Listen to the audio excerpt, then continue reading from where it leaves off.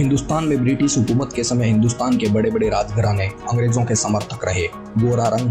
Business की बड़ी बड़ी बातें, छोटे बालों वाली शराब पीती महिलाएं हिंदुस्तान के कई राजाओं को अपनी खूबसूरती के जाल में फंसा रही थी।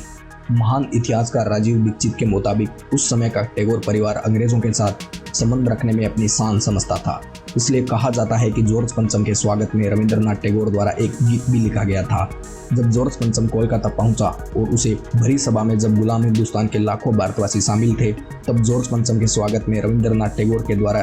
गीत गाया गया था, जो रविंद्रनाथ टैगोर ने इंग्लैंड के राजा के सम्मान के लिए लिखा था, जो जनगण मन अधिनायक जय हे भारत भाग्य विधाता। राजीव दीक्षित जी के मुताबिक रविंद्रनाथ टैगोर की ब्रिटिश हुकूमत से ज्यादा करीबियां होने के चलते अंग्रेजों के राजा के लिए यह गीत लिखा गया था। यह गीत जॉर्ज पंचम के कोलकाता में स्वागत से ठीक 5 दिन पहले दिल्ली के एयरपोर्ट पे ब्रिटेन की महारानी के स्वागत में भी यह गीत गाया गया था।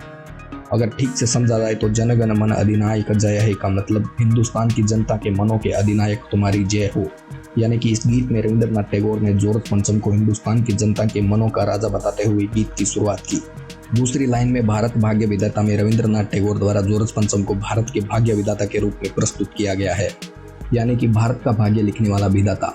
अगली लाइन पंजाब सिंध गुजरात मराठा द्राविड़ उत्कल बंग विंध्य हिमाचल जमुना गंगा उच्छल जलधि तरंग तब शुभ नामे जागे तब शुभ आशीष मांगे, यानी हिंदुस्तान के सभी छोटे बड़े राज्य और प्रांत जैसे पंजाब, सिंध, वर्तमान पाकिस्तान जो कभी अखंड भारत का हिस्सा था, गुजरात और मराठा सल्तनत से लेकर द्रविड़ उत्कल और बंगाल जैसी रियासतें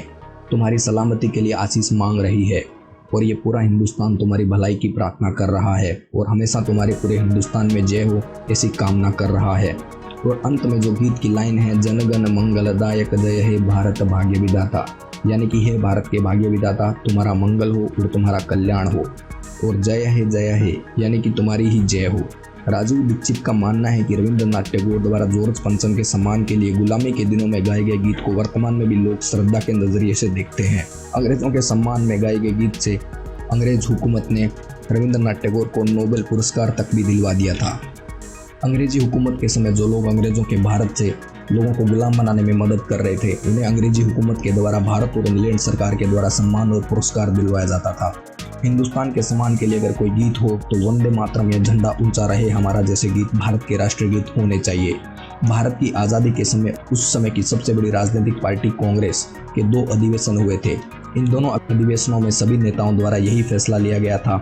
कि आज़ादी के बाद जनगण मन हमारा राष्ट्रीय गीत नहीं रहेगा, परंतु जवाहरलाल नेहरू और अन्य बड़े नेताओं के चलते, विदेशी हुकूमत के करीबी रिश्तों के चलते अंग्रेजों के सम्मान में गाए गए उसी गीत को राष्ट्रीय गीत घोषित करवा दिया। बंकिम चंद्र चटर्जी द्वारा 1875 में वंदे मातरम गीत लिखा गया था, जो अखंड भारत का सम्मान, देशभक्ति, भारत के प्रति सम्मान, आध्यात्मिकता और इसकी अखंडता को दर्शाता है। और 1875 में वंदे मातरम के लिखे जाने की शुरुआत से ही भारतीय समाज या किसी भी सरकारी समारोह में इस गीत के गाए जाने की रिवाज बन गई थी।